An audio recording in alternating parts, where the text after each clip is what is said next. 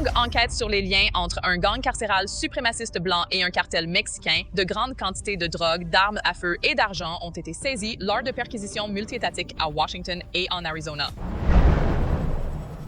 Cachés sous un entrepôt d'apparence banale, des agents fédéraux ont découvert une fortune stupéfiante, la plus grande chambre forte d'argent liquide de cartel jamais saisie dans l'histoire des États-Unis.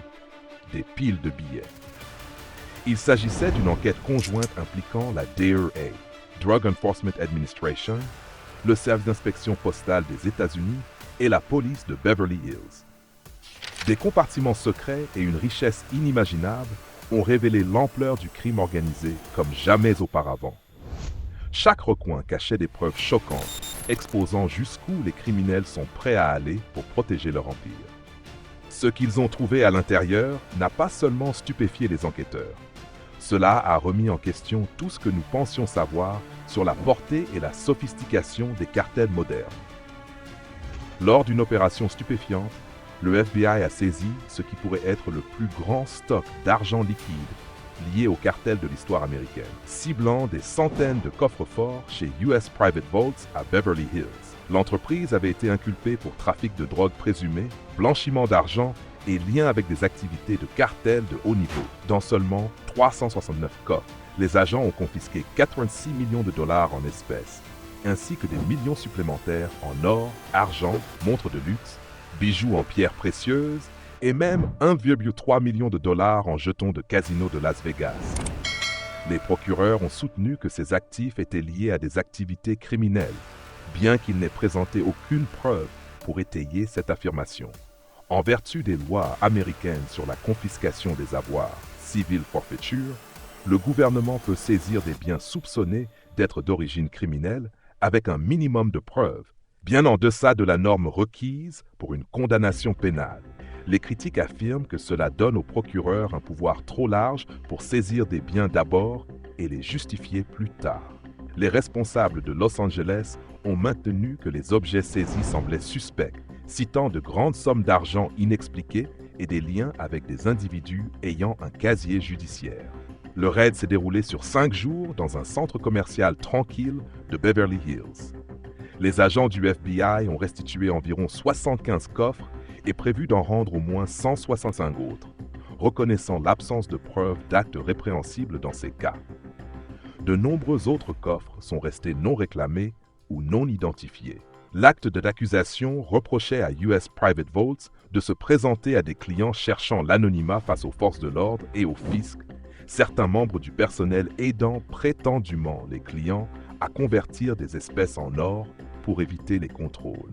Les titulaires de coffres ont été confrontés à un choix sombre, abandonner leurs biens ou se battre devant les tribunaux, exposant ainsi leur identité et risquant des frais juridiques élevés. Les avocats ont averti que l'approche du gouvernement forçait les citoyens à choisir entre leur vie privée et leurs droits de propriété. Bien que les magistrats aient autorisé la saisie des coffres en tant qu'actifs physiques, les agents n'étaient pas censés inspecter leur contenu. Pourtant, des enregistrements vidéo ont montré des enveloppes ouvertes, des documents examinés et des objets de valeur catalogués en détail. Dans un cas, le coffre d'une femme âgée a été vidé devant la caméra, chaque objet photographié page par page. Plus tard, 75 000 pièces d'or de sa réserve ont été découvertes manquantes, déclenchant un litige supplémentaire. Le gouvernement a nié avoir mal manipulé les objets, insistant sur le fait que chaque fouille était documentée et attestée par plusieurs agents. Les autorités ont également cité les alertes des chiens renifleurs de drogue sur certaines sommes d'argent, bien que les tribunaux aient longtemps remis en question de telles preuves, étant donné que la plupart des billets en circulation portent des traces de stupéfiants. L'argent saisi variait de quelques milliers à plus de 2 millions de dollars par coffre. Le FBI a refusé de préciser combien de confiscations reposaient uniquement sur les alertes des chiens. Le raid a dévoilé un monde caché de richesses stupéfiantes, verrouillées dans le secret, transformant la vie de ceux pris dans son sillage en une lutte à enjeux élevés pour la propriété, la vie privée et l'étendue du pouvoir gouvernemental. Pour ceux qui se demandent jusqu'où va l'implication fédérale, l'étendue des agents infiltrés dans les opérations des cartels est tout simplement choquante. Pendant plus d'une décennie, la DOA a mené une opération de blanchiment d'argent à haut risque pour un cartel de la drogue colombien, déplaçant des espèces et de la crypto-monnaie via des comptes contrôlés par des agents, des sources et le cartel lui-même. Au cours de l'enquête, l'opération a traité 19 millions de dollars de produits de la drogue, menant finalement à l'arrestation de 2 trafiquants d'héroïne. Un mandat de saisie récemment décelé révèle la profondeur de l'implication de la DEA, montrant comment l'agence s'est intégrée dans les efforts du cartel pour dissimuler sa richesse, tant par des transactions traditionnelles en espèces que par des monnaies numériques. Bien que 2 arrestations puissent sembler modestes pour des années d'efforts, d'anciens agents fédéraux notent que l'opération a probablement généré des renseignements et des pistes pour d'autres enquêtes, fournissant un aperçu qui serait autrement resté entre les mains des criminels. Le travail d'infiltration de la DEA a commencé en 2009, infiltrant les réseaux de blanchiment d'argent aux États-Unis, en Colombie et au Mexique, tout lié à un cartel basé à Cali, connu en interne sous le nom de Picoso. Souvent comparé au cartel de Sinaloa, le Picoso se spécialisait dans le trafic de cocaïne à grande échelle et s'appuyait sur des systèmes complexes pour masquer la source de ses revenus. Des individus étaient recrutés pour déplacer ou déposer de l'argent sur plusieurs comptes, masquant l'origine des profits illicites. Des agents infiltrés et des sources ont été recrutés pour ces rôles, rencontrant les courtiers en argent du cartel dans des espaces publics, des rues, des parkings et des centres commerciaux pour récupérer l'argent, souvent scellé dans des sacs en plastique et fortement parfumés pour échapper à la détection par les chiens renifleurs. Certaines collectes dépassaient 100 000 dollars, qui étaient ensuite divisés et transférés vers des comptes bancaires pour être blanchis. Début 2018, le cartel a ordonné aux agents de transférer plus de 150 000 dollars d'un compte bancaire vers un compte Coinbase, le convertissant en plus de 13 bitcoins via une source à la banque Xapo, une institution basée à Gibraltar, mêlant banque traditionnelle et gestion de monnaie virtuelle. Chaque transaction réussie rapportait aux agents et à leurs sources une commission allant de 2 à 16% du montant blanchi. L'opération a non seulement fourni des renseignements pour l'enquête, mais a également garanti que les fonds illicites étaient temporairement contrôlés et comptabilisés par les forces de l'ordre, les empêchant de circuler sans contrôle. Désormais, le ministère de la Justice s'efforce de récupérer les actifs de l'opération. L'un des 2 trafiquants arrêtés a reçu l'ordre de renoncer à 1 million de dollars l'année dernière. Avec le récent mandat de saisie, le gouvernement tente également de récupérer la crypto-monnaie qui, en raison de la hausse de la valeur du Bitcoin, vaut désormais plus de 1,5 million de dollars. Même ce travail de l'intérieur n'a pas pu révéler toute l'ampleur de la fortune, ne faisant qu'effleurer la surface des vastes sommes qu'ils blanchissent hors de vue. Le cartel de Sinaloa, basé le long de la côte nord du Pacifique au Mexique, dirige l'une des entreprises criminelles les plus rentables au monde. Selon le département d'État américain, les organisations mexicaines de trafic de drogue génèrent entre 19 et 29 milliards de dollars par an en vendant de la marijuana, de la cocaïne, de l'héroïne et de la méthamphétamine dans les villes américaines. Parmi eux, Sinaloa est considéré comme le plus riche et le plus puissant. La capture de Joaquín El Chapo, Guzman ayant mis en lumière l'empire de contrebande tentaculaire qu'il a bâti. Un élément clé du succès du cartel a été l'exploitation du système bancaire mondial pour blanchir d'énormes quantités d'argent, le déplaçant avec un minimum de contrôle. Entre 2007 et 2008, le cartel de Sinaloa, avec un homologue colombien, a transféré 881 millions de dollars de produits illicites vers des comptes bancaires américains. HSBC, l'une des plus grandes banques du monde, est devenue un canal principal, permettant aux agents du cartel de déposer des centaines de milliers de dollars en espèces en une seule journée, en utilisant des boîtes conçues pour s'adapter aux dimensions des guichets de ces succursales mexicaines. Les enquêtes ont révélé plus tard que les contrôles anti-blanchiment de base étaient ignorés. La filiale mexicaine virant 7 milliards de dollars vers des comptes américains correspondant à New York. Une grande partie de cet argent provenait de sources illicites, bien que des défaillances internes et un manque de culture de conformité aient permis au transfert de se poursuivre sans contrôle. Les flux de dollars généraient des frais importants pour HSBC, soulignant l'incitation financière qui soutenait le système. À Culiacán, la capitale de Sinaloa, l'audace de l'opération a stupéfié les résidents. L'argent circulait ouvertement à travers des immeubles de bureaux, des voitures de luxe et des opérations d'apparence professionnelle semblant tout à fait légitimes. Alors que les forces de l'ordre soulignaient la sophistication du blanchiment d'argent des cartels, les analystes et les journalistes ont noté que le processus était simple, reposant sur le volume et l'opacité plutôt que sur des techniques avancées. Les conséquences pour HSBC ont été importantes. Le ministère américain de la Justice a imposé des pénalités et des confiscations totalisant 1,9 milliard de dollars pour des échecs en matière de conformité anti-blanchiment et pour avoir dissimulé des transactions interdites avec des nations comme l'Iran et Cuba.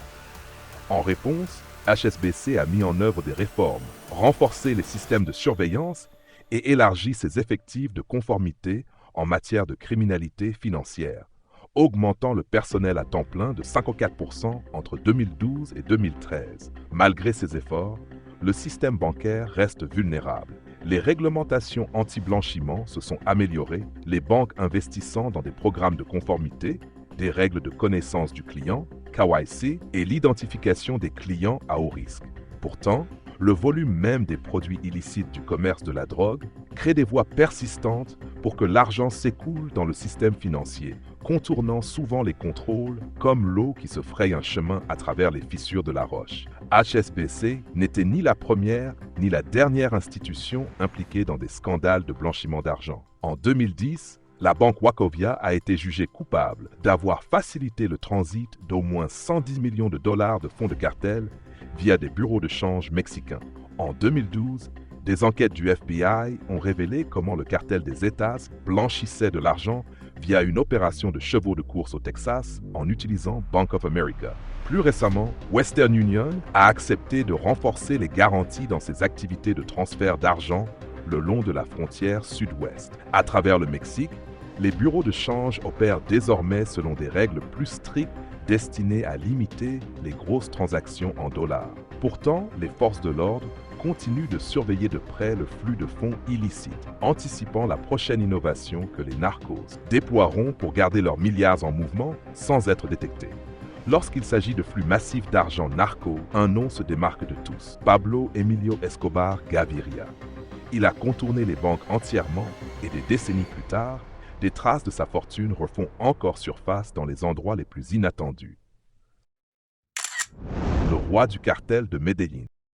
Dans les années 1970, la pègre colombienne regorgeait de contrebandiers et de petits voleurs. Mais Pablo Emilio Escobar Gaviria s'est rapidement élevé au-dessus de tous. Né d'un père fermier et d'une mère institutrice, Pablo a commencé par de petites magouilles, vendant de faux diplômes, revendant des pierres tombales volées et trafiquant des voitures volées. Au milieu des années 70, il avait découvert une entreprise bien plus rentable, la cocaïne. Dans les années 1980, le cartel de Medellín d'Escobar avait bâti un empire s'étendant des laboratoires de la jungle en Colombie aux boîtes de nuit de Miami et aux planques de Los Angeles. À son apogée, le cartel rapportait la somme étonnante de 420 millions de dollars chaque semaine. La fortune personnelle d'Escobar dépassait les 30 milliards de dollars. Si vaste que Forbes l'a un jour classé comme le 7e homme le plus riche du monde. Pourtant, même cette richesse stupéfiante posait un problème. Il avait plus d'argent liquide qu'il ne pouvait en stocker en toute sécurité. Les banques en Colombie n'étaient pas fiables et souvent indignes de confiance. Les tentatives de cacher l'argent dans des entrepôts se sont avérées désastreuses, les rats rongeant les piles de billets et la moisissure consumant des fortunes entières. Le propre frère d'Escobar a admis plus tard qu'environ 10% des bénéfices du cartel disparaissaient chaque année à cause de dommages, de vols ou d'égarements. À l'extrême, lors de la fuite de la famille face aux autorités entre 1992 et 1993, Pablo aurait brûlé 2 millions de dollars, juste pour garder sa fille au chaud. Pour sécuriser sa richesse débordante, Escobar a imaginé l'une des solutions de stockage les plus insolites de l'histoire criminelle. Enterrer des barils et des caisses remplies de dollars américains à travers la Colombie. Champs, jungles, cachettes en montagne et autres lieux reculés sont devenus des coffres-forts secrets, des hommes de confiance dessinant des cartes, mémorisant des coordonnées et gardant farouchement ce savoir. Mais la Colombie était un pays en guerre. Le cartel de Medellín faisait face à une pression incessante du gouvernement, de la DEA, des cartels rivaux et des escadrons de la mort paramilitaire. Beaucoup de ceux qui connaissaient les cachettes ont été éliminés avant de pouvoir révéler les secrets. En conséquence, de vastes sommes d'argent ont commencé à disparaître dans le sol. À la fin des années 1980, le pouvoir d'Escobar était quasi absolu. Il soudoyait les politiciens, menaçait les juges et menait une guerre ouverte contre quiconque s'opposait à lui. À un moment donné, il a même proposé de rembourser l'intégralité de la dette nationale de la Colombie, soit 10 milliards de dollars, en échange de l'immunité contre l'extradition vers les États-Unis. Le temps, cependant, était compté.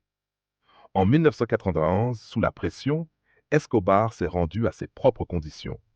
Il a construit sa propre prison, la cathédrale, équipée d'une discothèque, d'un sauna, d'une cascade, d'un terrain de football privé et de communication moderne. Il a continué à diriger son empire et à dissimuler sa fortune depuis l'intérieur. Son évasion ultérieure a déclenché une chasse à l'homme implacable impliquant les services de renseignement américains, les autorités colombiennes et des cartels rivaux. Le 2 décembre 1993, un jour après son 44e anniversaire, Escobar a été localisé dans une planque à Medellín. Tentant de fuir par les toits, il a été abattu, bien que certains pensent qu'il s'est suicidé, choisissant la mort en Colombie plutôt que l'emprisonnement aux États-Unis. Après sa mort, les autorités ont saisi ses manoirs, véhicules, avions et autres propriétés, tandis que les cartels rivaux pillaient tout ce qu'ils pouvaient trouver. Sa femme et ses enfants ont fui sous de nouvelles identités, affirmant plus tard que la famille avait peu hérité. Même avec ces saisies, de grandes quantités de l'argent d'Escobar n'ont jamais refait surface. Les enquêteurs estiment que plus de 10 milliards de dollars de sa fortune restent enterrés à travers la Colombie, cachés dans des barils rouillés, des caisses pourries et des fosses oubliées dans les champs, les jungles et les montagnes. Au fil des décennies, certaines de ces cachettes ont refait surface, transformant la légende en réalité. Les milliards enterrés d'Escobar, longtemps crus perdus à cause du temps et de la violence, ont commencé à apparaître dans les endroits les plus inattendus. La nouvelle ruée vers l'or.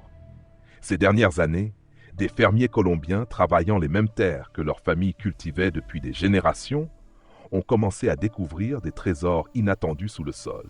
Les pelles ont heurté plus que de la roche et de l'argile. Elles ont frappé des barils enterrés, des caisses et des liasses de dollars américains étroitement enveloppés dans du plastique. Ces découvertes offraient une fortune soudaine. Pourtant, chaque trouvaille portait aussi l'héritage fragile et maudit de la richesse cachée d'Escobar. L'un des cas les plus célèbres impliquait José Mariana Cartolos, un fermier de 65 ans dont la famille vivait sur la terre depuis plus de 2 siècles. En 2010, il a reçu une modeste subvention gouvernementale de 3 000 $ pour démarrer une plantation de palmiers à huile. En creusant des tranchées pour l'irrigation, la pelle de Cartolos a heurté quelque chose d'inhabituel, dur, creux et différent du sol familier. Bientôt, il a découvert le bord d'un conteneur en plastique bleu. Un baril en a entraîné un autre et encore un autre. Lorsqu'il a ouvert le premier baril, il a découvert des liasses de dollars américains préservés dans du plastique, le remplissant de haut en bas. Des rapports ont suggéré plus tard que la cachette pourrait totaliser jusqu'à 600 millions de dollars. L'histoire s'est répandue rapidement, capturant l'attention à l'échelle nationale et à l'étranger. Pendant des années, les Colombiens avaient chuchoté à propos de barils enterrés et de coffres forts dans la jungle laissés par Escobar. Maintenant, la légende semblait réelle. La réalité, cependant, était plus complexe. Les rapports officiels indiquaient que Cartolos n'a pas gardé un seul dollar. Les autorités ont pris la garde de la découverte et ont promis de l'utiliser pour financer des programmes sociaux. Les rumeurs ont tourbillonné. Certains ont remis en question le montant et d'autres ont soupçonné une fabrication. Finalement, la police a qualifié l'affaire Cartolos de canular. Pourtant, la légende avait déjà déclenché une frénésie. Les fermiers à travers la campagne ont commencé à creuser, convaincus qu'ils pourraient tomber sur une fortune similaire. Les journalistes ont surnommé cela une nouvelle ruée vers l'or, bien que la plupart n'aient déterré rien d'autre que de la terre. À travers la Colombie, des changeurs informels connus sous le nom de cambistas faisaient circuler des dollars américains vieux ou endommagés à une fraction de leur valeur, souvent 10 ou 20 centimes par dollar. En retour, ils nettoyaient, pressaient et injectaient les billets dans les réseaux de contrebande. Dans certaines villes, des magasins entiers acceptaient la monnaie usée sans poser de questions, devenant des conduits informels pour la richesse cachée. Les rapports de police de la fin des années 90 et du début des années 2000 documentaient des pics soudains de devises américaines dans des villages sans revenus étrangers apparents. Les autorités soupçonnaient que de l'argent narco récupéré était dépensé discrètement, transformant les économies locales du jour au lendemain. Un fermier en difficulté pouvait soudainement acheter un camion, rénover sa maison ou acheter du bétail en gros. Des communautés entières pouvaient sembler passer de la pauvreté à la prospérité, déclenchant des commérages, de l'envie et une surveillance policière accrue. Un cas notable, près d'Antioquia, a révélé des familles achetant des motos, des télévisions et d'autres luxes auparavant hors de portée. Les enquêteurs pensaient qu'une cachette cachée avait circulé discrètement par le troc, les pots de vin et les transactions clandestines. Pourtant, la prospérité était éphémère. La police a fini par saisir les biens, effaçant la trace de l'argent. Un rapport de la DEA de 2009 décrivait l'argent narco coulant comme une eau souterraine s'infiltrant à travers les fissures, invisible au début, mais déformant lentement les économies locales. Le règne d'Escobar a été défini par la violence. On pense qu'il a ordonné la mort de plus de 4000 personnes, y compris des membres de cartels rivaux, des officiers de police, des politiciens et des journalistes. Personne n'était intouchable. En 1984, il a fait abattre le ministre de la Justice de Colombie pour s'être opposé à lui. Il a plus tard orchestré l'assassinat du chef libéral Luis Carlos Galán, qui avait tenté de l'expulser de la politique. En 1989, il a placé une bombe sur le vol Avianca 203 pour tenter de tuer le candidat présidentiel César Gaviria Trujillo. L'avion a explosé en plein vol, tuant 110 passagers. Pour Escobar, la violence n'était pas un effet secondaire des affaires. C'était l'affaire elle-même. Lorsque les chasseurs de trésors ont découvert des tombes peu profondes, ils ont été confrontés à la brutalité d'un homme qui considérait la peur plus puissante que l'argent. Toutes les découvertes n'étaient pas aussi directes. Certaines frôlaient le surréel, comme des lingots d'or et des bijoux rares, cachés aux côtés de registres nommant des fonctionnaires corrompus, des hommes et des responsables publics dont la loyauté avait été achetée avec de l'argent comptant. Ces documents étaient bien plus dangereux que l'argent lui-même, révélant à quel point Escobar avait infiltré l'État colombien. Pour comprendre la portée de l'Empire, il suffisait de regarder où Escobar enterrait à la fois la richesse et la terreur. Même aujourd'hui, dans la Comuna 13 de Medellín, son fantôme persiste. Des peintures murales, des visites guidées et des souvenirs ont transformé la tragédie en spectacle. Les rues qui ruisselaient autrefois de sang sont maintenant des sentiers touristiques attirés par le mythe de Robin des Bois, qui donnait et reprenait à la fois. Les tombes cachées et les caches bizarres renforcent ce mythe, peignant Escobar comme une figure qui brouillait la ligne entre la légende et le cauchemar. Pour les autorités, chaque trouvaille bizarre était à double tranchant.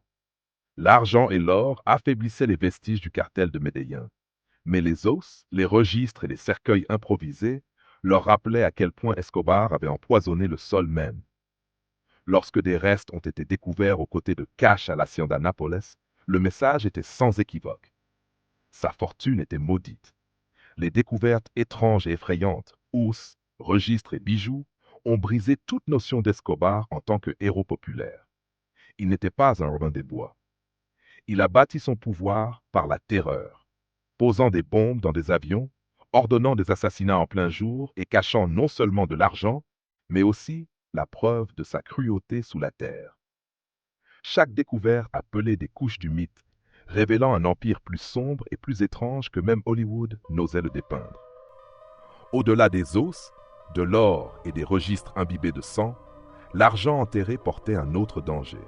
Le potentiel de relancer le blanchiment, la corruption, une ville entière soudainement inondée de richesses illicites. Dans l'ombre d'Escobar, le trésor avait toujours un prix. Merci d'avoir regardé. Maintenant, découvrez les vidéos qui apparaissent à l'écran pour d'autres histoires incroyables.